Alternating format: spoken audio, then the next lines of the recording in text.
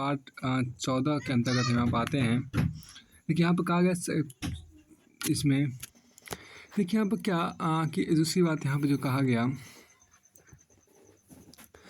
सकल घरेलू उत्पाद के साथ साथ सकल घरेलू खुशहाली देश। देखिए यहाँ पर आपको ये पार्ट 15 के अंतर्गत हम देखते हैं। इसके अंतर्गत आपको यहाँ पर हम निबंध का पार्ट 15 का देखिए, सकल घरेलू उत्पाद के साथ साथ सकल घरेलू खुशहाली देश की संपन्नता के मूल्यांकन के सही सूचकांक होंगे। यहाँ जब कहा गया कि वर्तमान समय में किसी भी देश के विकास का पैमाना तय करने का लोकप्रिय मानक सकल घरेलू उत्पाद है। कि वर्तमान समय में किसी भी देश के विकास का पैमाना तय करने का एक लोकप्रिय मानक है सकल घरेलू उत्पाद। देखिए वर्तमान समय में किसी भी देश के विकास का पैमाना तय करने का एक लोकप्रिय मानक सकल घरेलू उत्पाद है जो कि सामान्यतः किसी भी देश के आर्थिक स्वास्थ्य को व्यक्त करता है। सकल घरेलू उत्पाद का निर्धारण सामान्यतः वार्षिक आधार पर किया जाता है, जिसके अंतर्गत उस देश से द्वारा अपने नागरिकों को प्रदान की गई वस्तुओं और सेवाएं आती है। अतः समस्त निजी और सरकारी निवेश, उपभोग, निर्यात की गई वस्तुएं भी इसमें समाहित है। सामान्य तौर पर सकल घरेलू उत्पाद के आंकड़ों के आधार पर यह मान लिया जाता है कि अमुक देश के नागरिक कितने संपन्न या खुशहाल होंगे अथवा कितने गरीब और मूलभूत सुविधाओं से वंचित होंगे। देखिए यह प्रश्न वाकई विचारणीय है कि क्या महज आर्थिक आधार पर किसी देश की संपन्नता का मूल्यांकन किया जा सकता है अथवा उस देश के नागरिकों की खुशियाँ तथा उनकी मानसिक संतुष्टि उतनी ही जरूरी है। क्योंकि सकल घरेलू उत्पाद के उच्च आंकड़ों के आधार पर ही अगर खुशियाँ भी बढ़ जाती है तो अमेरिका को इस हिसाब से सबसे खुशहाल देश होना चाहिए था। परंतु 2013-14 की सर्वेक्षण प्रकाशित अंतर्राष्ट्रीय रिपोर्ट के अनुसार 9.103 अंकों के साथ थाईलैंड इस दिशा में पहले स्थान पर है, जबकि विश्व की प्रमुख महाशक्ति अमेरिका प्रथम 10 में भी नहीं है। अब हमें यह समझना होगा कि खुशहाली का अर्थ क्या है। देखिए इसमें किन किन चीज़ों को समाहित किया जाता है।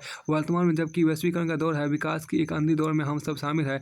आए दिन पर्यावरण को ताक पर रखने का खामियाजा हम सबको भुगतना पड़ रहा है। हमें खुशियों का पैमाना, जीवन के संतुष्टि के आधारों को हमें खुशियों का पैमाना और जीवन की संतुष्टि देखो हमें खुशियों का पैमाना और जीवन से संतुष्टि के आधार पर हमें खुशियों का पैमाना और जीवन से संतुष्टि के आधार पर हमें खुशियों का पैमाना और जीवन से संतुष्टि के आधारों को सुनिश्चित करना होगा। वर्तमान इंसान कम और मशीन अधिक हो गया उसकी जीवनशैली पर शायद की ये पंक्तियाँ एकदम सटीक बैठती है। सीने में जलन आंखों में तूफान सा क्यों है, इस शहर में हर शख्स परेशान सा क्यों है। बहुत अच्छी बात कहा गया। सीने में जलन आंखों में तूफान सा क्यों है, इस शहर में हर शख्स परेशान सा क्यों है। क्योंकि सिर्फ भौतिक जीवन की खुशहाली के आधार पर जीवन की सच्ची खुशियाँ प्राप्त नहीं की जा सकती। उल्लेखनीय है कि सकल घरेलू खुशहाली की संकल्पना 1970 के आसपास भूटान में अस्तित्व में आई, जो कि आर्थिक दृष्टि से एक कमजोर देश माना जाता है। यह अपने किस्म के विकास के प्रति एक अलग संकल्पना थी। 1990 के आसपास संयुक्त राष्ट्र के विकास क्रम में भी इसे शामिल कर लिया गया। राष्ट्रीय खुशहाली को मापने के भूटान कुछ निम्नलिखित मानक है। पहला, प्रति व्यक्ति उच्च आय। दूसरा, अच्छा अभिशासन। तीसरा, पर्यावरणीय संरक्षण। चौथा, सांस्कृतिक प्रोत्साहन। अगर हम भूटान की खुशहाली के मानकों की तुलना संयुक्त राष्ट्र के मानकों से करें तो अंतिम बिंदु सांस्कृतिक प्रोत्साहन में भूटान अलग है। क्योंकि एक लंबे समय तक हिंदू राष्ट्र था, राजाश्रित होने के कारण कुछ नैतिक और आध्यात्मिक मूल्यों के आधार को भी वहाँ शामिल किया गया। किसी भी देश के नागरिकों की खुशहाली सामूहिक रूप से इन्हीं मानकों के आधार पर मापी जाती है। अगर भारत की बात करें तो प्रमुख आर्थिक महाशक्तियों में से एक होने के बावजूद खुशियों के सूचकांक में वह अपने पड़ोसी देश पाकिस्तान और श्रीलंका से पीछे है। यह वाकई एक चिंतनीय विषय। इस बात को और ज़्यादा स्पष्ट तरीके से विश्व स्वास्थ्य संगठन द्वारा अभी हाल ही में आई रिपोर्ट द्वारा भी समझा जा सकता है कि जिसमें भारत को आत्महत्या की राजधानी घोषित किया गया। और इसमें भी और इनमें भी ज़्यादा संख्या 15 से 29 वर्ष के युवाओं की है, जो लगभग 36% के आसपास है। आखिर क्या कारण है कि हमारे आने वाली पीढ़ी जिसे नई ऊर्जा और जोश का पुंज माना जाता है, इस तरह की नकारात्मकता से ग्रस्त हो गई है और उसमें जीवन के प्रति असंतुष्टि का भाव बढ़ता जा रहा है। देखिए, सकल घरेलू उत्पाद अब कभी भी हमारे अंतर्मन को नहीं पढ़ सकता और जीवन के प्रति संतुष्टि और खुशहाली की भावना सिर्फ पैसे और उच्च आय से नहीं आती। अमेरिका के आंकड़े गवाह है कि वहाँ पिछले कुछ वर्षों में उच्च आय दर्ज की गई है, परंतु खुशियों का ग्राफ नीचे गिरा है और जीवन के प्रति संतुष्टि की भावना घटी है। खुशी एक भावना भी होती है। देखिए, खुशी एक भावना भी होती है और यह देखिए खुशी एक भावना भी होती है और यह जीवन की एक मन स्थिति भी है। जीवन के मात्रात्मक आधारों से कम और गुणात्मक आधारों से अधिक तय होती है। देखिए हो सकता है कि एक निर्धन व्यक्ति जो समग्र रूप में अपने जीवन से असंतुष्ट हो, किसी परिस्थिति विशेष में खुशहाल और संतुष्ट हो। किसी भी देश के नागरिक की खुशियाँ किसी भी देखिए यहाँ पर क्या किसी भी यहाँ पर किसी देखिए यहाँ पर क्या हो देखिए हमारे अपने जीवन असंतुष्ट हो, किसी परिस्थिति विशेष में खुशहाल और संतुष्ट हो। किसी भी देश के नागरिक की खुशियाँ संपन्नता के साथ ही साथ उसकी स्वतंत्रता में भी निहित है, जिसके लिए एक ईमानदार शासन प्रणाली को होना भी बहुत जरूरी है। देखिए जिसमें उन्हें एक अच्छा अभिशासन प्राप्त हो सके। नागरिकों के अधिकारों को नागरिकों के अधिकार को ताक पर रख कर किया गया विकास उस राष्ट्र को आर्थिक रूप से भले ही सशक्त बना दे, परंतु समग्रता की दृष्टि से वह राष्ट्र कभी भी खुशहाल नहीं कहा जा सकता। वह राष्ट्र संपन्न नहीं विपन्न होगा। देखिए, हमारे पड़ोसी राष्ट्र चीन जो अमेरिका के बाद विश्व की दूसरी प्रमुख महाशक्ति है, वहाँ नागरिकों को समान तौर पर धरना प्रदर्शन का भी अधिकार नहीं। वहाँ ऐसे भी उदाहरण मौजूद है जब सरकार द्वारा धरना कर नागरिकों को गोलियों से भून दिया गया और आंदोलनकारी नेता को फांसी के फंदे पर लटका दिया गया। चीन में मीडिया की सीमाएं और वहाँ की देखिए मीडिया सरकार स्वतंत्र नहीं। अब स्वतः यह प्रश्न उठता है कि अभिव्यक्ति की स्वतंत्रता की कीमत पर क्या किसी भी देश के नागरिकों को खुश रखा जा सकता है? अतः प्रति व्यक्ति उच्च आय उच्च आय के साथ ही एक अच्छे शासन तंत्र का होना भी बहुत जरूरी है, जो नागरिकों के अधिकारों की रक्षा कर सके, अपने राष्ट्र के नागरिकों को एक गरिमापूर्ण जीवन दे सके, जहां रहकर उस नागरिक के मन में सुरक्षा की भावना और आत्मसम्मान का भाव प्रबल है। हमारे सामने ऐसे कई तानाशाही शासन प्रणाली देखिए हमारे सामने कई ऐसे तानाशाही शासन प्रणाली के देश हैं जो कि सकल घरेलू उत्पाद की दृष्टि से तो अमेरिका के पीछे सकल देखिए देखिए हमारे सामने ऐसे कई तानाशाही शासन प्रणाली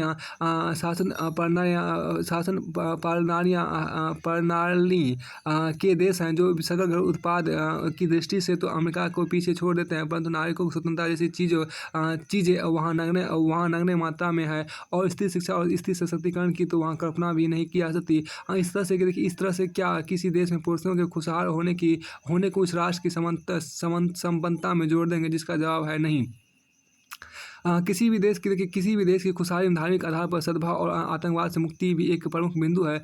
किसी भी देश की खुशहाली में धार्मिक आधार पर सद्भाव और आतंकवाद से मुक्ति भी एक प्रमुख बिंदु है, क्योंकि इन आधारों पर फैली अशांति किसी भी रूप में उस देश के नागरिकों को खुश नहीं रहने देगी और जिंदगी को लेकर हर पर डर की भावना से कभी भी उनका सामाजिक, मानसिक और शैक्षणिक विकास संभव नहीं है। देखिए इसका ज्वलंत उदाहरण हमारा पड़ोसी राष्ट्र पाकिस्तान है, जहां आम नागरिकों का जीवन तो हर पर खतरे में रहता ही है। वहां के राजनेता और प्रशासक भी सुरक्षित नहीं है। यह देश पूरे विश्व में आतंकवाद का गढ़ बना हुआ है और अंदर ही अंदर सुलग रहा है। आखिर खुशियों से विहीन इस राष्ट्र की संपन्नता का आकलन सिर्फ सकल घरेलू उत्पाद के आधार पर कैसे कर सकते हैं? भारत की ही बात करें तो कई बार ऐसा भी देखा गया कि गरीबी और विकास की बात जब छिड़ी है तब उच्च सकल घरेलू उत्पाद की आड़ में कुछ वास्तविक मुद्दों को सरकार द्वारा दबा दिया गया है। अगर उच्च जीडीपी संपूर्ण राष्ट्र को संपन्नता का सूचक होती अगर उच्च जीडीपी ही संपूर्ण राष्ट्र की संपन्नता का सूचक होती तो आखिर देश की आधे से अधिक जनसंख्या गरीबी झेलने को मजबूर क्यों होती और जीवन की मूलभूत सुविधाएं रोटी कपड़ा और मकान से वंचित क्यों होती। देखिए हम इस देखिए हम देखिए अब हम बात करते हैं राष्ट्रीय खुशहाली के प्रमुख मानकों में शुमारता एक ज्वलंत मुद्दे पर्यावरण की। वर्तमान समय पूंजीवादी व्यवस्था में पर्यावरण को ताक पर रखकर किए जाने वाले विकास के मुद्दे को बहस को देखिए हम बात करते हैं राष्ट्रीय खुशहाली के संबंध प्रमुख मानकों में शुमार एक ज्वलंत मुद्दे पर्यावरण की। वर्तमान समय पूंजीवादी व्यवस्था में पर्यावरण को ताक पर रखकर किए जाने वाले विकास के मुद्दे की बहस को और गर्म कर दिया है। अब इस बात पर बहस होने लगी है कि क्या पर्यावरण की रक्षा और विकास एक साथ किए जा सकते हैं। किसी व्यक्ति के स्वस्थ जीवन के लिए स्वस्थ पर्यावरण का होना अत्यंत आवश्यक है, जहाँ उसे स्वच्छ जल और शुद्ध हवा मिल सके, परंतु कारखानों तथा चिमनियों से निकलने वाला धुआं जीवनदायिनी ऑक्सीजन को हर रोज प्रदूषित कर रहा है। हम एक ऐसे प्रदूषित समाज में रहने को मजबूर हो गए हैं जिसने हमारी मानसिकता को भी प्रदूषित कर दिया है। अब हम जिस गंगा जमुनी तहजीब की दुहाई देते नहीं थकते। आज ये दोनों नदियाँ मरती जा रही है और कल कारखानों के दूषित कचरे ने इसके जल को नाले में तब्दील कर दिया है। हालांकि गंगा की सफाई पर आधारित सरकार का विशेष बजट वाकई एक प्रशंसनीय कदम है जो कि मरती गंगा और अन्य नदियों के लिए वरदान साबित होगा। देखिए छद्म आधुनिकता ने हर संतुलित गाँव में एक असंतुलित शहर बसा दिया है। बाजार ने जीने के पर्यावरण मैत्री तरीकों को नष्ट कर दिया। खाने में प्रयोग होने वाले हरे पत्तों की थाली की जगह प्लास्टिक ने ले ली है। इस पूंजीवादी व्यवस्था ने हमारे प्राकृतिक आसानों को छोड़कर ईंट और पत्थर के महल बनाने की ऐसी मानसिकता थोपी है कि आज हम खुली हवा और धूप से कटे दरबों में रहने को अभिशप्त हो गए हैं। बाहरी दुनिया से हमें जोड़ने वाली खिड़कियां अपने घर से खत्म करके हमने अपनी जिंदगी में भी खुशियों के रास्ते बंद कर लिए हैं। लेकिन हमने खुद तक ही सिमटी ऐसी संकीर्ण दुनिया बना ली है जहाँ सब कुछ जो कि हमारे भोग विलास के लिए आवश्यक है भले ही मिल जाए, मगर एक बात तो तय है इस माहौल में हमें खुशियाँ नहीं मिल रही है। देखिए आवश्यकता है कि हम हरित भवनों ग्रीन बिल्डिंग्स के निर्माण की तरफ बढ़े, जहां हमारा आशय हमारे मानसिक या भौतिक दोनों खुशहाली का अनुरूप हो और पर्यावरण को क्षति ना पहुंचाए। देखिए जितनी जल्दी हो सके हमें मानसिकता से मुक्ति पानी होगी और पारिस्थितिक तंत्र को संतुलित रखने में अपना योगदान देना होगा। निष्कर्षतः हम कह सकते हैं कि किसी भी राष्ट्र की संपन्नता का सूचक उस राष्ट्र के नागरिकों को खुशहाली में ही निहित है, जो कि सिर्फ जीडीपी के आधार पर नहीं आंकी जा सकती, क्योंकि कभी-कभी जीडीपी और खुशहाली के पैमानों में विरोधाभास भी हो सकता है, जहां वैधता खुशहाली के पैमानों को ही दी जानी चाहिए। देखिए जिसमें भ्रष्टाचार मुक्त शासन प्रणाली, लैंगिक और जातीय भेदभाव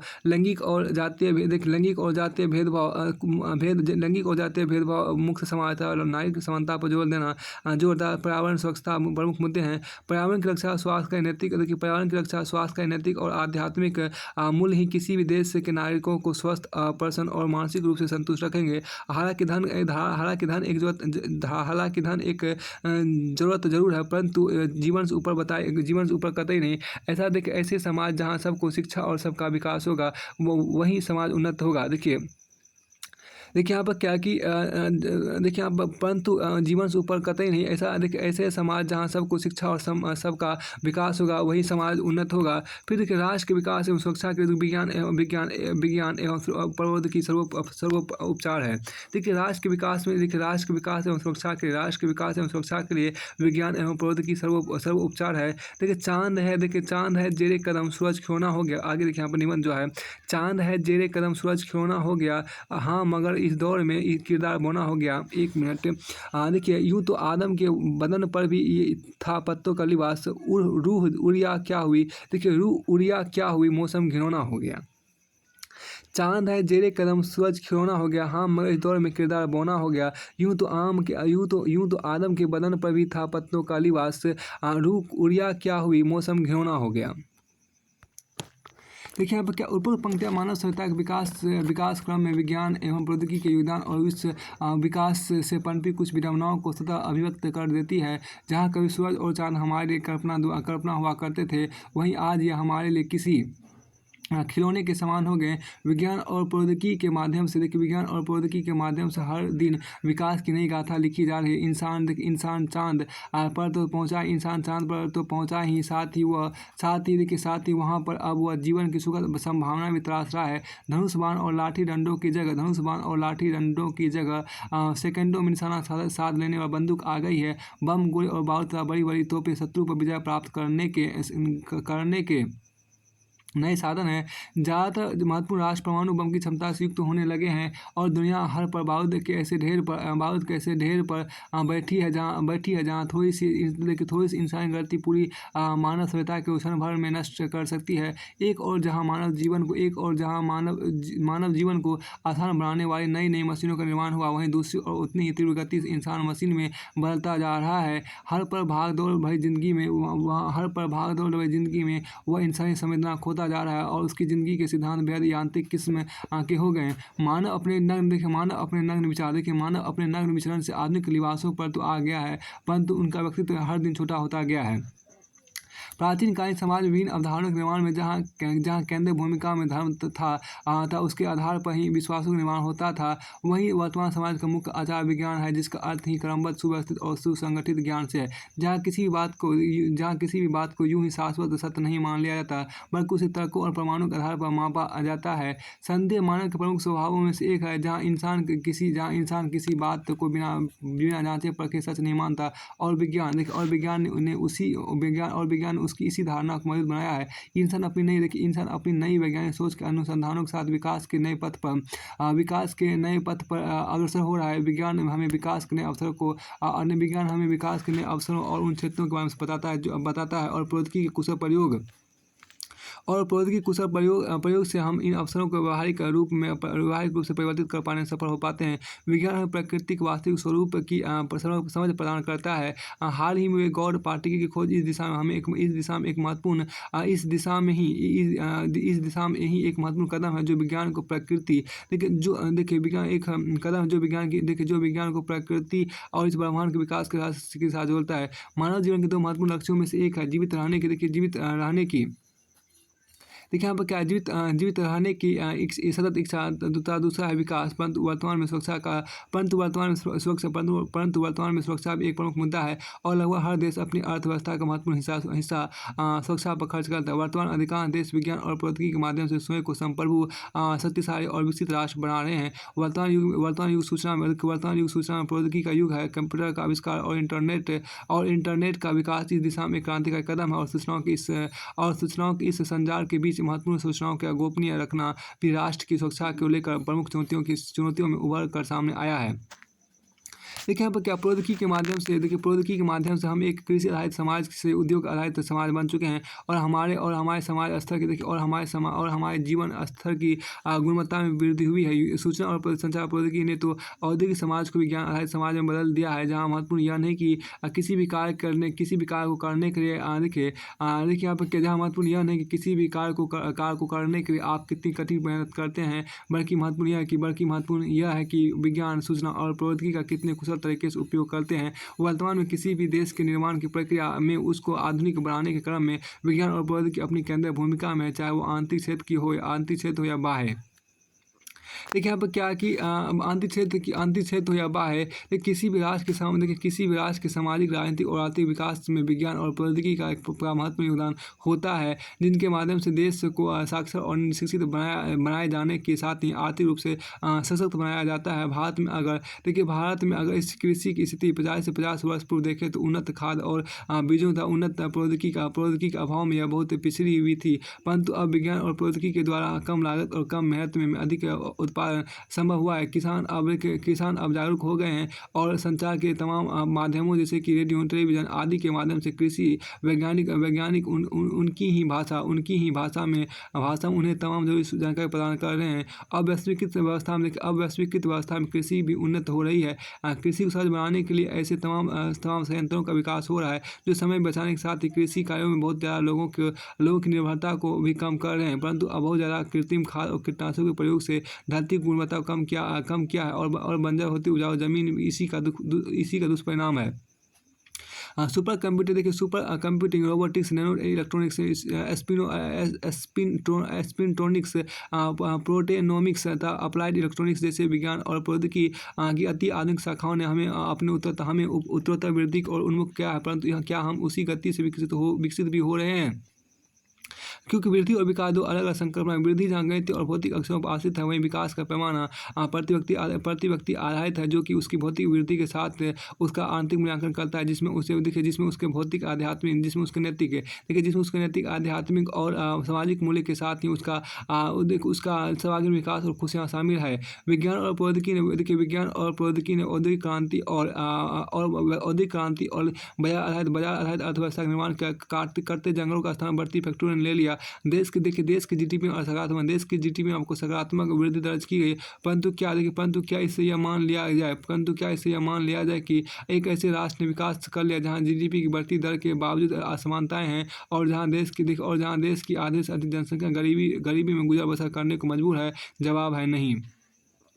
देखिए जवाब है नहीं। आतंकवाद नक्सलवाद, हिंसा और नरसंहार की घटनाएं राष्ट्र के लिए चिंता का विषय बन गई है। आज सुरक्षा के लिए बनाए गए तमाम हथियार आतंकवादियों द्वारा वैश्विक अशांति फैलाए जाने का प्रमुख माध्यम बन गए हैं। हमारे नैतिक और आध्यात्मिक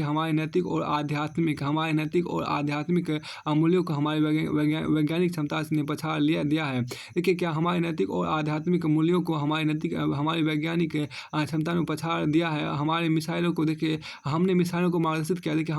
मार्गदर्शित किया, परंतु इंसान को भटका दिया। हमने विज्ञान के भगवान के समक्ष सिर्फ इसलिए घुटने टेक दिए क्योंकि इसने हमें परमाणु बम दिया है। हमारे डर और उत्तेजनाओं को विज्ञान ने और भी बढ़ा दिया है, जिसे कभी कम नहीं किया जा सकता। ऐसे में प्रमुख मुद्दा आता है सुरक्षा का। एक राष्ट्र की सुरक्षा की दृष्टि से प्रमुख मुद्दे आंतरिक और बाह्य सुरक्षा के हैं। आंतरिक सुरक्षा के अंतर्गत खाद्य सुरक्षा, ऊर्जा सुरक्षा जैसे आर्थिक सुरक्षा से संबंधित मुद्दे आते हैं तथा समकालीन मुद्दों में सबसे महत्वपूर्ण बात साइबर सुरक्षा का मुद्दा है, जो कि आज विश्व के ज़्यादातर देशों के लिए एक चुनौती बना हुआ है। आंतरिक सुरक्षा के तमाम मुद्दे देखिए यहाँ पर क्या आंतरिक सुरक्षा के तमाम मुद्दों के समाधान के लिए तमाम एजेंसियां कार्यरत है और जरूरत इस बात को भी है कि सेना को अत्याधुनिक हथियारों से लैस करके कुशल बनाया जाए, जिससे कि विज्ञान और प्रौद्योगिकी के इस युग में भौगोलिक सुरक्षा सुनिश्चित की जा सके। इसके अलावा अगर हम अतिवाद, धार्मिक कट्टरवादिता या सांप्रदायिक दंगों से के समाजशास्त्र में नजर डालें तो यही पाएंगे कि इसके मूल में हमारी भौतिकवादी जीवन शैली है, जहाँ तमाम भोग और लालसाओं के स्वार्थ ने हमें अंधा बना दिया है, जहाँ हमारे नैतिक और आध्यात्मिक मूल्यों को विज्ञान और प्रौद्योगिकी धीरे धीरे खत्म करती जा रही है। इंसान की सबसे महत्वपूर्ण विशेषताओं में उसका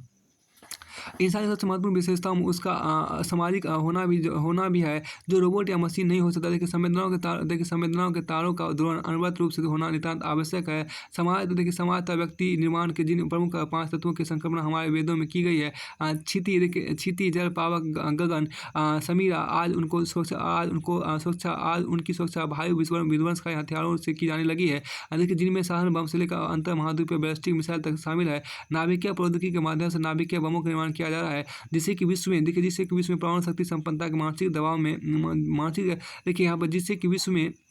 परमाणु शक्ति संपन्नता के मानसिक दबाव से मुक्त हुआ जा सके। देखिए हमें सुरक्षा दे सकती है तो वह है विभिन्न देशों के बीच की आपसी सौहार्द और लोक कल्याण की भावना, जो कि उन्हें मानव कल्याण को उन्मुख करेगी। अन्यथा अंधी प्रतिस्पर्धा के दौर में सब कुछ हड़प लेने की भावना के सिवाय मानव सभ्यता के विनाश से हमें कुछ नहीं हासिल होने वाला है। एक और महत्वपूर्ण बात हमें यह भी समझनी पड़ेगी कि इंसान द्वारा आविष्कृत विज्ञान और प्रौद्योगिकी कैसे उसके विनाश के कारण हो सकते हैं। देखिए एक और महत्वपूर्ण बात हमें यह भी समझनी पड़ेगी कि इंसान द्वारा आविष्कृत विज्ञान और प्रौद्योगिकी कैसे उसके विनाश के कारण हो सकते हैं, क्योंकि अंततः इसका संचालन तो हमारे हाथों में ही निहित है। दोषी विज्ञान और प्रौद्योगिकी नहीं बल्कि इंसान ही है, जिसने इसका इस्तेमाल अपने स्वार्थों की पूर्ति के लिए शुरू कर दिया है। हमारे अंदर भस्मासुरी वृत्ति ने घर कर लिया है और इंसान स्वयं को ही अपने हाथों से नष्ट करने पर तुला है। इंसान को इस दानवी प्रवृत्ति से बचना चाहिए। फिर आपको आगे हम कहा गया कि हमें यह समझना होगा कि जिन जिन प्राकृतिक संसाधनों का हम अंधाधुंध इस्तेमाल करने को आतुर रहते हैं, वे ऐसी विरासतें हैं जिनका धारणीय उपयोग तक किया जाना चाहिए, ताकि हमारी भावी पीढ़ी भी इनसे लाभ उठा सके। विकास और पर्यावरण में सामंजस्य बिठाना होगा। आज देखिए, आज इससे इनकार नहीं किया जा सकता कि तमाम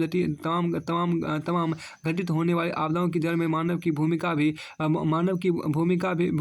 भी है। विज्ञान और प्रौद्योगिकी हमें विकसित और आधुनिक जरूर बना रहे हैं, और हमारी सुरक्षा में भी देखिए इनकी महत्वपूर्ण भूमिका है। परंतु सच्चे अर्थों में विकास तभी संभव होगा जब इंसान से भाईचारा बढ़ेगा। देखिए यहाँ पर परंतु सच्चे अर्थ में विकास तभी संभव होगा जब इंसान से भाईचारा बढ़ेगा। तभी हम आर्थिक, नैतिक और आध्यात्मिक उन्नति के स्वस्थ मानदंडों की ओर बढ़ेंगे और अंततः विज्ञान और प्रौद्योगिकी राष्ट्र के विकास में महत्वपूर्ण अवश्य हैं, पर केंद्रीय भूमिका में तमाम मानवीय मूल्य ही है। देखिए यहाँ पर केंद्रीय भूमिका में तमाम मानवीय मूल्य ही है। अब देखिए यहाँ पर वेश्यावृत्ति को कानूनी तौर पर अवैध बनाया जाए या नहीं। देखिए, यह कहा जा सकता है कि आर्थिक लाभ के यौन संबंध बनाना वेश्यावृत्ति है। देखिए, इसकी कई अन्य परिभाषाओं से मोटे तौर पर शारीरिक संबंधों के लिए पैसा का आदान प्रदान करना इस पेशे की मुख्य पहचान है। इसे संक्षेप में हम कह सकते हैं कि अपने शरीर का संभोग के लिए सौदा वेश्यावृत्ति है। देखिए, प्राचीन काल से इस पेशे को नीदरलैंड, अमेरिका के नेवादा राज्य, अर्जेंटीना और पेरू आदि देशों में कानूनी मान्यता हासिल है। कुछ देशों जैसे ब्रिटेन, लग्जमबर्ग, इटली आदि देशों ने इसे सीमित मान्यता के साथ स्वीकार किया। ज़्यादातर देश और समाज इसे एक व्यवसाय के तौर पर देखते हैं। भारत में इस पेशे को गैरकानूनी और समाज में इसे अति निंदनीय माना गया। परंपरा से अमान्य होने के बाद भी इसकी जड़ इतिहास में पर्याप्त रूप से मिलती है, और आधुनिक समय में इसकी कई स्वरूप विकसित होने लगे हैं। समाज में इसकी उपस्थिति के विरोध में भी स्वर उठते हैं और समर्थन में भी। इसके समर्थक आपको परंपरा, मनोवैज्ञानिक यथार्थ, स्त्री स्वातंत्र्य, आर्थिक क्रियाकलाप और सामाजिक आवश्यकता आदि की कसौटी पर कसते हुए वेश्यावृत्ति वैधानिक बनाए जाने की गुहार लगाते हैं, जबकि विरोधी इसे घोर व्यवस्था की उपज, सामाजिक बुराई, पुरुषोचित मानसिकता के उत्पाद आदि के पैमाने पर इसका विरोध करते हैं। वेश्यावृत्ति को समान रूप से शहरी जीवन का हिस्सा माना जाता रहा है। सदियों से कई सामाजिक और धार्मिक मान्यता किसी न किसी रूप में इस व्यवसाय को प्रोत्साहित करती रही है। इसी तरह वेश्यावृत्ति के समर्थकों का मानना है कि दुनिया के इस प्राचीनतम व्यवसाय की उचित ढंग से पहचान की जाए और उसे वैधानिकता के दायरे में लाया जाए, ताकि इस पेशे में शामिल स्त्रियों और उनके ग्राहकों की सुरक्षा हो सके। कानूनी जमा पहनाए जाने के बाद इस व्यवसाय को कर के दायरे में लाया जा सकेगा और इससे सरकार को राजस्व की प्राप्ति हो सकेगी। इससे इस पेशे को अपनाने वाली महिला और उसके ग्राहक के स्वास्थ्य की भी देखभाल हो सकेगी। इस बिंदु पर इस पेशे के विरोधियों का प्रश्न है कि जो व्यवसाय सदियों से चले आ रहे हैं, क्या वे इस आधार पर बदले या रोके नहीं जा सकते कि उनकी जड़ें बेहद पुरानी है। उदाहरण के जानवरों का व्यापार या उनका शिकार प्राचीन काल चला आ रहा है, तो फिर आज इसे रोकने का क्या उचित है? क्या इस प्राचीनता के तर्क को स्वीकार कर लिया जाए कि सती का उल्लेख प्राचीन ग्रंथों में है, तो उसकी मान्यता दोबारा स्थापित होनी चाहिए। देखिए, प्राचीन व्यवसाय के तर्क को नकारते हुए इन लोगों का मानना है कि सच्चाई है कि पुराने तथ्यों को आपको आधुनिकता की कसौटी पर कसने के बाद ही स्वीकार किया जाना चाहिए। किसी बात को महज इसलिए स्वीकार कर लिया जाए क्योंकि वह अपराध व्यवस्था का अंग रही थी, तब तो हमें इस तक पर लोकशाही की बजाय राजशाही को स्वीकार कर लेना चाहिए, क्योंकि शासन की यही व्यवस्था प्राचीन काल से चली आ रही और दुनिया के सभी देशों में इसका चलन रहा है। यह बात भी अनुचित है कि इससे सरकार को आय होगी और राज्य के कल्याणकारी काम संपन्न हो सकेंगे। यहाँ पर यह प्रश्न किया जा सकता है कि सरकार का मकसद क्या केवल कर की उगाही क्या सरकार का मकसद केवल कर की उगाही करना भर ही है, और अगर ऐसे कर लगाए भी जाए तो उनसे होने वाली आमदनी होगी ही कितनी, और उससे ज़्यादा धन तो इस व्यवसाय के नियमन में ही लग जाएगा। इससे जुड़ा दूसरा प्रश्न ज़्यादा महत्वपूर्ण है कि समाज में कुछ व्यवसायों को मान्यता प्राप्त नहीं है, जैसे पेशेवर हत्या, राहजनी, चोरी या डकैती भी लोग करते हैं, और वे भी प्राचीन काल से चले आ रहे हैं और इन्हें पूरी तरह खत्म नहीं किया जा सकता है। तो इनका क्या नियम है? तो क्या इनका देखिए तो क्या इनका नियमन करके सरकार को इन प्रकार लगा सरकार को इन प्रकार लगा देना चाहिए ताकि उनसे देखिए ताकि उनसे आय प्राप्त हो सके। लेकिन समाज ने देखिए लेकिन समाज में इन्हें पेशा ही नहीं समझा जाता, इसलिए कर की बात ही नहीं हो सकती। यह पेशे मानवता के विरोधी हैं और इसी तरह वेश्यावृत्ति स्त्री और मानव विरोधी चरित्र को धारण करती है, इसलिए इसे कानूनी मान्यता नहीं दी जानी चाहिए। फिर आपको आगे देखिए वेश्यावृत्ति को वैधानिक बनाने के लिए इसकी सार्वभौम प्रकृति का तर्क भी दिया जाता है। इसके समर्थकों का मानना है कि विश्व के हर कोने में यह व्यवसाय के रूप में मौजूद है। हर मजहब, भाषा, संप्रदाय, जाति समूह में इसका अस्तित्व है। देखिए इससे यह बात स्पष्ट होती है कि यह अनिवार्य तत्व है, इसलिए इसे वैधानिक बनाकर नियंत्रण में रखा जाए ताकि विश्व के स्तर पर एक समानता भी हो सके। इसके समर्थकों का मानना है कि हर जगह यह व्यवसाय की तरफ खूब फल फूल रहा इसलिए देखिए अब इसलिए भी इसकी सार्वभौमिकता को स्वीकार किया जाना चाहिए। इस तर्क के विरोधियों का कहना है कि सार्वभौम होने का आधार से ही गलत है। हकीकत यह है कि आदिवासी समाजों में इसका कोई प्रचलन नहीं है। न केवल भारत बल्कि विश्व के कई जनजातीय समाजों, घुमंतु या अर्ध घुमंतु समुदाय से इसका चलन नहीं पाया जाता है। जहाँ तक विश्व के प्रत्येक धर्म और संप्रदाय में इसकी उपस्थिति का प्रश्न है तो यह सब विदित है कि प्रत्येक धर्म स्त्री को पुरुषों के समान अधिकार नहीं दिए गए। यहाँ तक कि कोई धर्म अपने आंतरिक चरित्र में कितना दमनकारी स्वरूप धारण करता है इसकी पता इस बात से भी होती है कि देखिए उस धर्म की मान्यता में स्त्री को कितना अधिक स्वतंत्रता प्रदान की गई है। देखिए धर्म का स्त्री विरोधी नजरिया आधुनिकता के पैमाने पर खड़ा नहीं उतरता। इसी वजह से आधुनिकता के आईने में धर्म के प्रचित स्वरूप का प्रतिबिंब धुंधला ही नजर आता है। इसी सार्वभौम के आधार पर वेश्यावृत्ति का आधार प्रदान करना सर्वथा अनुचित होगा। देखिए वेश्यावृत्ति के समर्थक सामाजिक मनोवैज्ञानिक आधारों से भी समर्थन जुटाते हैं। इसका मानना है कि समाज अगर वेश्यावृत्ति ना हो तो परिवार नामक संस्था ही नहीं रहेगी।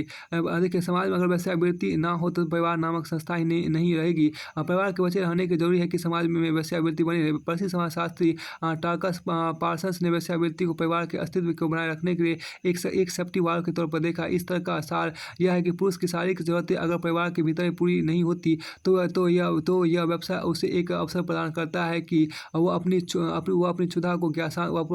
क्षुधा को शांत कर ले, क्योंकि अगर उसकी यह नैसर्गिक भूख शांत नहीं हुई तो घर में कलह और हिंसा की नौबत आ सकती है। और ऐसा व्यवहार परिवार के अस्तित्व के लिए घातक हो सकता है। इस तरह के विरोधियों का कहना है कि ऐसा सोचना ही मनुष्य विरोधी सोच को धारण करना है। मानव और पशुओं में जो नियमन के आधार पर अंतर रखे गए हैं उन भेदों को बने रहना चाहिए। क्या प्रश्न केवल शारीरिक क्षुधा को कैसे भी शांत करने का है। आत्मनियंत्रण और समझबूझ का व्यवहारिक जीवन में स्थान बने रहना कि आत्मनियंत्रण और समझबूझ का व्यवहारिक जीवन में स्थान बने रहना समाज के उच्च स्तर पर जाने की निशानी है। देखिए बेहतर समाज और बेहतर मनुष्य के निर्माण के आवश्यक है कि नैतिकता के उच्च प्रतिमान बने रहे। देखिए जो सबसे अच्छी बात कहा गया, देखिए उन भेदों को बने रहना चाहिए। क्या प्रश्न केवल शारीरिक क्षुधा को कैसे भी शांत करने का आत्मनियंत्रण और समझबूझ का व्यवहारिक जीवन में स्थान बने रहना समाज के उच्च स्तर पर जाने की निशानी है। बेहतर समाज और बेहतर मनुष्यों के निर्माण के आवश्यक है कि नैतिकता के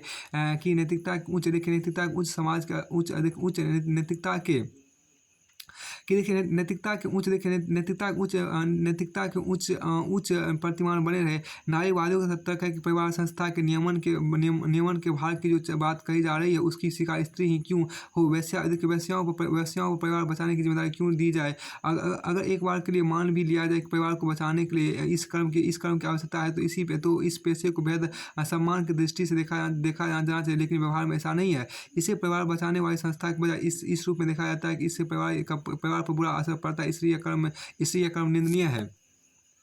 देखिए वेश्यावृत्ति को कानूनी जमा बनाने के समर्थकों का तर्क है कि यह पेशा स्त्री स्वातंत्र्य से जुड़ा है। जब कोई स्त्री इस पेशे को अपनाती है तो वह वास्तव अपनी स्वतंत्रता का वर्णन कर रही होती है। उसे यह स्वतंत्रता प्राप्त होती है कि वह किससे शारीरिक संबंध बनाए या किससे नहीं। इस कर्म से होने वाली आमदनी उसके स्वातंत्र में बढ़ोतरी करती और वह देखिए और वह इस धन की मदद से अपनी मर्जी की जीवन शैली को अपना सकती है। यही तर्क के विरोधी हो यही तर्क के विरोधी कहते यही वही तर्क के विरोधी कहते हैं कि इस तर्क में स्वतंत्रता को ठीक से नहीं समझा गया है। जब वह स्त्री इसी पेशे में आई थी तब वास्तव में वह उसका चयन नहीं था इस पेशे का चुनाव अत्यधिक दबाव और व्यवस्था के वातावरण में किया गया होता है। इसका असर हुआ कि उसे वास्तविक तौर पर स्थितियों की स्वतंत्रता उपलब्ध ही नहीं थी। देखिए यहाँ पर क्या तब ऐसे में जो चयन की बात आती है वह भ्रम है। इसके लिए देखना होगा कि क्या स्वतंत्रता मिलने पर वह इस पेशे को इच्छा से चुनती या फिर कोई वैज्ञानिक, चिकित्सक, अध्यापक या अन्य कोई पेशा स्वीकार करती। उसके सामने वास्तव में विकल्पहीनता की स्थिति होती है। इसलिए वह व्यवस्था के कारण इस पेशे को स्वीकार करती है। दूसरी बात यह है कि यौन सुख मनुष्य के भावनात्मक पक्ष से जुड़ा होता है। यौन सुख का वास्तविक आनंद उसकी पवित्रता में निहित है। उसका आनंद व्यावसायिक रूप से नहीं लिया जाता। इस सुख की प्राप्ति व्यवसाय के तौर पर नहीं मिलती और आय के कारण उसे मिलने वाली आज़ादी अन्य किसी दूसरे सामान्य पेशे से भी मिल सकती है। देखिए यहाँ पर वेश्यावृत्ति के समर्थकों का मानना है कि गैर कानूनी होने के कारण इस व्यवसाय में लड़कियों को धोखे और तस्करी के माध्यम से बड़े पैमाने पर धकेला जा रहा है। देखिए हजारों किशोरियों की तस्करी इस व्यवसाय में बड़े पैमाने पर की जा रही है। इसी के साथ आपको बाल वेश्यावृत्ति का अपराध पूरी दुनिया के लिए एक गंभीर चुनौती के रूप में सामने आया है। समलैंगिक वेश्यावृत्ति भी तेजी से बढ़ रही है। इन अपराधों को पर कड़ी निगरानी के लिए जरूरी है कि इसे कानून के दायरे में लाया जाए ताकि जबरन वेश्यावृत्ति पर रोक लग सके। इसके विरोध में यह तक सामने आया है कि इसके लिए पहले अपराध के कारणों को समझना होगा। इसमें शिक्षा और गरीबी असमानता के ढांचे को देखना होगा। देखिए वेश्याओं के संबंध वेश्याई संबंधी सर्वेक्षण में यह बात सामने आई है कि वे प्रायः अनपढ़ या कम पढ़ी लिखी होती है। दूसरे पेट की आग उन पर ऐसा दबाव बना देती है कि उन्हें कोई दूसरा रास्ता नहीं सूझता। तीसरे कुछ निहित स्वार्थी तत्व इस अपराध को संरक्षण प्रदान करते हैं जिसके कारण इस अपराध पर अंकुश नहीं रखा जा रहा है। देखिए वेश्यावृत्ति संबंधी कानून से ज़्यादा महत्वपूर्ण इसके सामाजिक समस्या से जुड़े पहलू है। देखिए सामाजिक ढांचे की मजबूती हो या स्त्रियां इस पेशे में आएगी ही नहीं। देखिए समाजी ढांचे की मजबूती हो या स्त्रियां इस पेशे में आएगी ही नहीं। इस बहस के अंत में यह कहा जा सकता है कि केवल पुरानी होने से कोई चीज़ सही नहीं हो जाती। यह एक सामान्य बुद्धि से प्रश्न किया जा सकता है कि समाज में किया जा सकता है कि हम में से कितने लोग साक्षात इस पेशे में जाना चाहते हैं जबकि उनके पास किसी अन्य पेशे को अपनाने का भी विकल्प मौजूद हो। अधिकांश तो नकारात्मक ही होंगे। दरअसल आवश्यकता इस बात की भी है कि हम अपने आर्थिक और सामाजिक ढांचे को इस तरह खड़ा करें कि व्यवसाय कभी भी हमारे मूल्यों पर हावी ना होने पाए। देखिए मानवता को और अधिक परिभाषित करने वाली नैतिकता को जीवन का आधार होना चाहिए। सामाजिक परिवेश ऐसा हो कि उसमें चयन की स्वतंत्रता सामाजिक तौर पर उपलब्ध हो। एक कानूनी समस्या को हल करने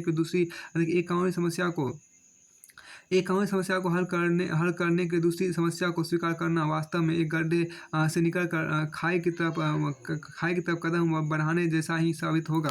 फिर आपको आगे यहाँ पर देखिए क्या औपनिवेशिक मानसिकता भारत की सफलता में बाधक हो रही है और क्या औपनिवेशिक मानसिकता भारत की सफलता में बाधक हो रही है। देखिए यहाँ पर जो कहा गया मुक्तिकामी चेतना अभ्यर्थना इतिहास की मुक्तिकामी चेतना अभ्यर्थना यहाँ पर एक बार फिर देखिए मुक्तिकामी चेतना अभ्यर्थना इतिहास की यह समझदारों की दुनिया है विरोधाभास की। आप कहते हैं इसे जिस देश का स्वर्णिम अतीत वह कहानी है महज प्रतिरोध की संत्रास की। देखिए प्रसिद्ध कवि अंदम गोडवी की उपयुक्त पंक्तियां हमारे इतिहास को उस शोषणकारी मानसिकता को व्यक्त करती है जिसने विभिन्न आधारों पर समाज को विभाजन कर दिया। इंसान का विभाजन आपको उच्च निम्न जाति छोटे बड़े अमीर गरीब तथा भाषाई तथा भाषाई आधार पर कर दिया जाता है। इतिहास गवाह है कि किस तरह से हम उत्तर उपनिवेशवादी शक्तियों के शोषण के शिकार रहे हैं, शोषण के शिकार रहे हैं, और सांस्कृतिक समाजवाद ने किस तरह से हमारी जड़ों को खोखला बना दिया। अंग्रेजी कवि रुडयार्ड किपलिंग की कविता द वाइट मैन्स बर्डन को किस तरह से रंग आधारित शोषण का आधार बना लिया गया और हम पर सफ़ेद व्यक्तियों का बोझ सिद्धांत थोप दिया गया। इस सिद्धांत की यह दृढ़ मान्यता है कि गोरों पर ही काले लोगों का बोझ है और अधीन उपनिवेशों के नागरिकों को आधा शैतान और आधा बच्चे की संज्ञा दी गई। इसी तरह से मैकाले अंग्रेजी का प्रचार करके हम पर एक भाषाई समाजवाद थोप दिया, जिसकी यह मान्यता थी कि अंग्रेजी बोलने वाले व्यक्ति ही सर्वश्रेष्ठ है। इससे बाकी भाषाओं को बोलने वाले व्यक्तियों की एक अजीब किस्म का हीनता बोध आता गया। दूसरी ओर पाश्चात्य सभ्यता संस्कृति को अंग्रेजी इतिहासकार और प्रशासकों द्वारा सार्वभौमिक संस्कृति के रूप में पेश किया गया। नस्ल व जातीय भेदभाव की यह तमाम धारणा अंग्रेजी के पहले भी सामाजिक संस्कृति का एक अंग बन गई थी, जहाँ जमींदारों द्वारा आम जनता का क्रूर शोषण होता था। यह कर्ज न चुकाने पर किसानों की जमीनें हड़प लेना आम बात थी। ब्राह्मण और क्षत्रिय वर्ग ने शूद्रों का आर्थिक, सामाजिक, मानसिक और शारीरिक शोषण किया, जिनकी यह दृढ़ मान्यता थी कि इस जाति की स्त्री पुरुष उनके गुलाम और उनके सर्वस्व पर उनका हक है। शूद्रों को मंदिर में प्रवेश करने, उच्च वर्ग के व्यक्तियों के साथ बैठने और उनके प्रयोग में लाई जाने वाली किसी भी वस्तु को छूने का कोई अधिकार नहीं था। यहाँ तक कि अगर गलती से भी उन्होंने वेद वाक्य सुन लिए तो उनके कान में खोलता व तेल डालने की बात कही गई। वे जिस रास्ते पर चलते थे उसे उन्हें साफ करते हुए चलना पड़ता था। 18वीं उन्नीसवीं सदी में संयुक्त राज्य अफ्रीका में काले गुलामों की स्थिति से हम सब वाकिफ है, जिनके साथ जानवरों से बुरा बर्ताव किया जाता है, उन्हें खरीदा और बेचा जाता है। हालांकि बाद अमेरिका में 20वीं सदी में चला आंदोलन काला रंग सुंदर है उनकी स्वतंत्रता में एक महत्वपूर्ण कदम था। लेकिन वर्तमान समाज में भी पूंजीवाद आधारित अर्थव्यवस्था, लोकतांत्रिक शासन प्रणाली में यह औपनिवेशिक मान्यता अपने नए रूप में व्याप्त है और यही रूढ़िवादी मानसिकता भारत की सफलता में बाधक है। हम भौतिक आधार पर आज पहले ही आधुनिक होने का दम भरे, परंतु मानसिक आधार पर हम आज भी रूढ़ और जड़ हैं। आज भी यहाँ पुरुष को ही समाज का आधार स्तंभ माना जाता है। इस सोच के कारण को कन्या भ्रूण हत्या के आंकड़े हर दिन बढ़ते जा रहे हैं। जनसंख्या महिला का अनुपात गिरता जा रहा है। भारत में आज यह अनुपात 1000 पुरुषों पर 927 महिलाएं रह गया है। यह स्थिति वाकई चिंताजनक है। देखिए यहाँ पर क्या औपनिवेशिक मानसिकता एक नकारात्मक शब्द है जो कि समकालीन समाज के बहुत ज़्यादा घातक, परंतु यह खेद की बात है कि भारतीय समाज में इसका दायरा दिन प्रतिदिन बढ़ता जा रहा है। देखिए माई बाप संस्कृति पाश्चात्य अंधानुकरण, औपनिवेशिक कार्य संस्कृति, शिक्षा व्यवस्था का भारतीय यथार्थ से दूर होते जाना, क्रोनी पूंजीवाद हम इस औपनिवेशिक मानसिकता के ही रूप है। समाज का साधन संपन्न और शक्ति संपन्न बुर्जुआ और तबका गरीब और कमजोर तबके को दम भरे और घृणापूर्ण नजरिए से देखता है और इस तबके के व्यक्तियों से संपर्क बनाने में अपनी बेइज्जती महसूस करता है। इस संपन्न वर्ग की संस्कृति को इस समाज में मुख्य धारा की संस्कृति के रूप में पेश कर दिया जाता है। इसका बुरा प्रभाव उस कमजोर वर्ग पर पड़ता है जो कि इनके जैसा बनना चाहते हैं। देखिए और हर्ष यह होता है कि वह कहीं का नहीं रहता, वो अपनी मूल संस्कृति की जड़ों से करता ही है। इनकी संस्कृति में भी शामिल नहीं हो पाता।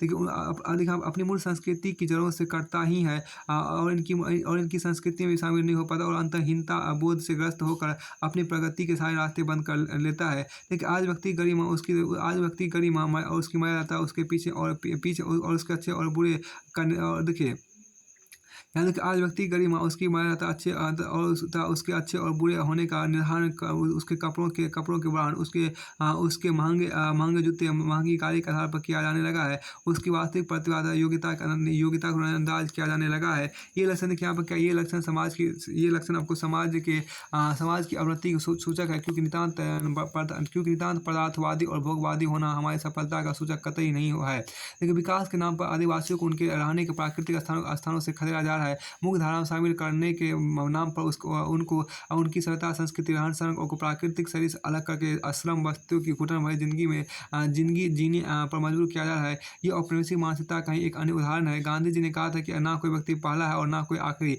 लोकतंत्र की इस व्यवस्था में हर कोई बराबर है और इस तंत्र की सफलता तभी मानी जाएगी जब व्यक्ति में जब पंक्ति में खड़े अंतिम आदमी तक विकास की लहर पहुंचेगी और उस व्यक्ति के हितों में और उस व्यक्ति के हितों की अनदेखी नहीं की जाएगी।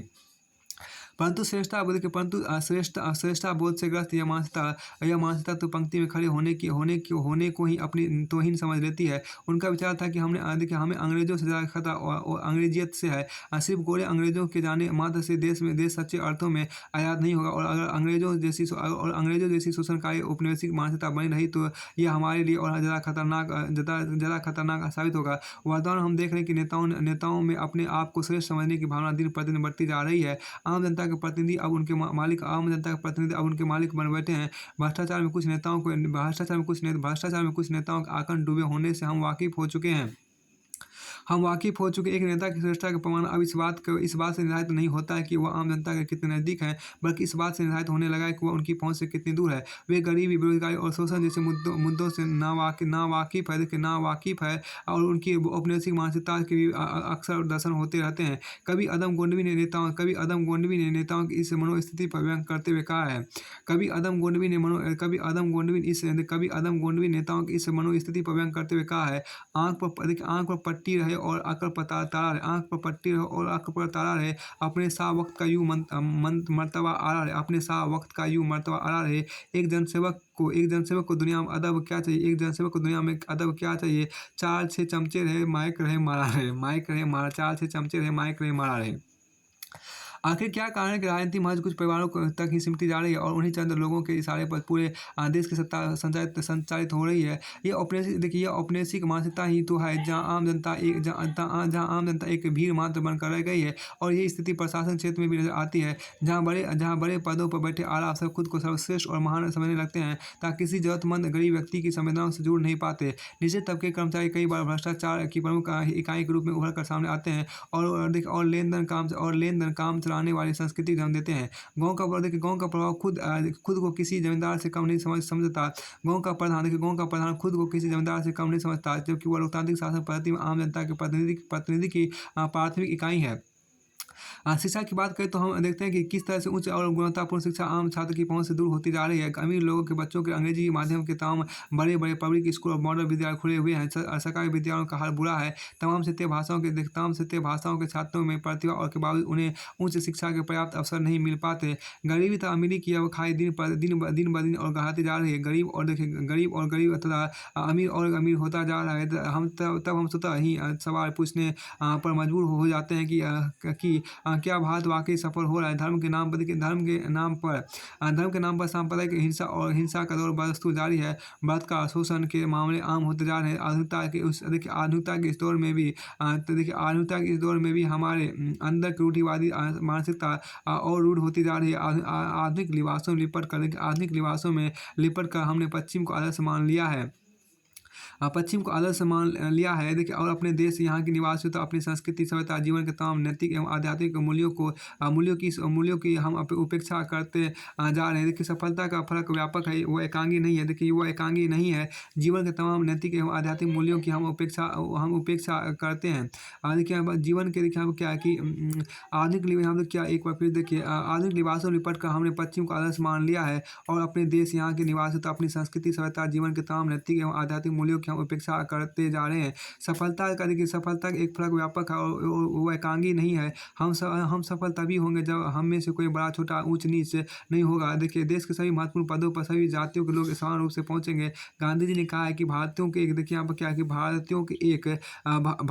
एक वर्ग को दूसरे के प्रति शत्रुता की भावना से देखने के लिए प्रेरित करने वाली मनोवृत्ति आत्मघाती है। यह मनोवृत्ति आपको परतंत्रता की चिर अस्थायी चिरस्थायी बनाने में ही उपयुक्त होगी। तो कोई व्यक्ति देखिए, कोई व्यक्ति अपनी सोच से महान बनता है, कोई व्यक्ति अपनी सोच से महान बनता है, और यही बात एक देश के संदर्भ में भी लागू होती है। जिस तरह से अहंकारी प्रवृत्ति एक व्यक्ति को असफलता की ओर ले जाती है, जिस तरह अहंकारी प्रवृत्ति एक व्यक्ति को असफलता की ओर ले जाती है, उसी तरह औपनिवेशिक मानसिकता एक देश को असफलता की ओर एक देश को असफलता की ओर ले जाती है। अतः ज़रूरत इस बात की है अतः ज़रूरत इस बात की है कि हाँ, अगर हम देखिए अगर अतः ज़रूरत इस बात की है कि हम इस मानसिकता को त्याग कर सर्वजन कल्याण की भावना से युक्त हो, तभी हम सफल होंगे। देखिए यहाँ से ये चीज़ आपको इधर से फिनिश होता है।